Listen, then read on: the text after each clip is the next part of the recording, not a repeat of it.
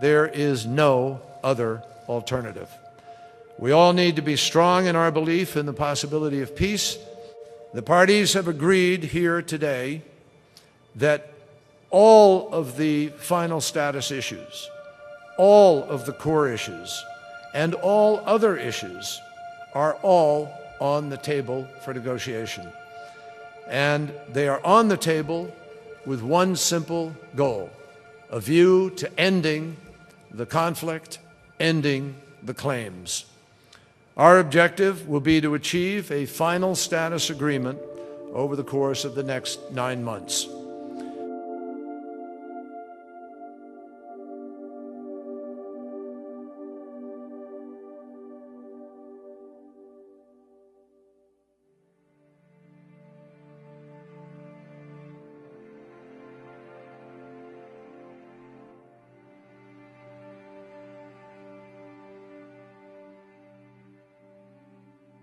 He was frustrated by the website, but he's feeling a little less frustrated once he found out that he was saving $900 a month on his health insurance. And John's right. The website's going to get fixed. And the law works. That's why we fought so hard to pass this law, to save folks like John money. To give people who don't have health insurance the chance to get it for the first time. To lift from the American people the crushing burden of unaffordable health care. To free families from the pervasive fear that one illness. There you go. You okay? I'm right here. I got you. Yeah. No, you're okay. This happens when I talk too long. You'll be okay. Sure. Why don't you go? You got it? Come on.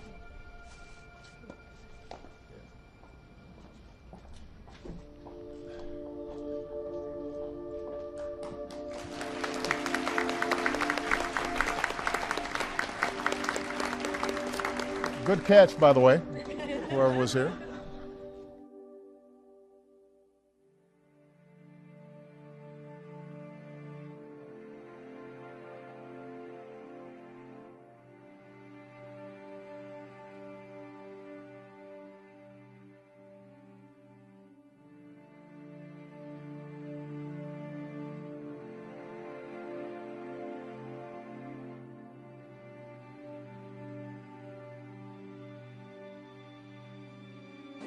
This is not one nation under God.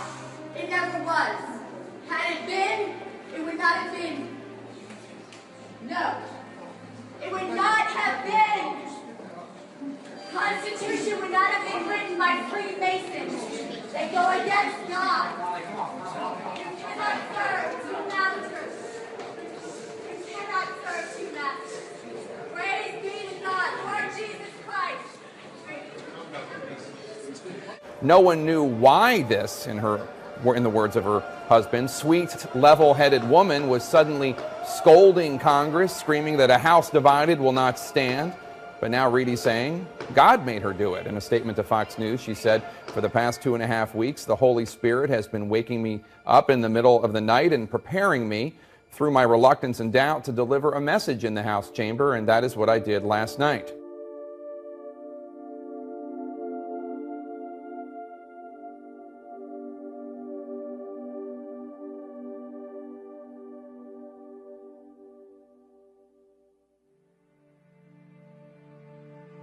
Does God use the motion of the planets to communicate with us, to announce things to come? Well, many people believe that an astronomical occurrence called 4 blood moons is a message from God. A blood moon is a full lunar eclipse, and 4 of them in a row is called a tetrad. When they've occurred on the Jewish high holy days, it's coincided with major historical events, like the Six-Day War in 1967. 4 blood moons on the Jewish high holy days has happened only 3 times in the last 500 years. The next time it occurs is starting next spring on the Jewish Passover. It's only happened in 3 times. 3 times in over 500 years. In 500 years. And this is confirmed by NASA. This is not something that a religious think tank put together. This is something that you can check on the internet. This is what NASA says has happened and this is what they say is going to happen. This is, and we have a full screen up, and it's exactly what I did when I saw your book, because I wanted to verify that these things had happened, and sure enough it was. That's why I wanted to have you on. Four blood moons have occurred in 1493-94, fall of Spain, the Jews expelled from them, and Columbus discovers America, what the Bible calls it the infant nation. Right. 1949 to 1950, it follows Israel being declared a nation. State. And then a nation state. And then 1967, 68, the Six-Day War. Those are the last three times that four blood moons have occurred. Right.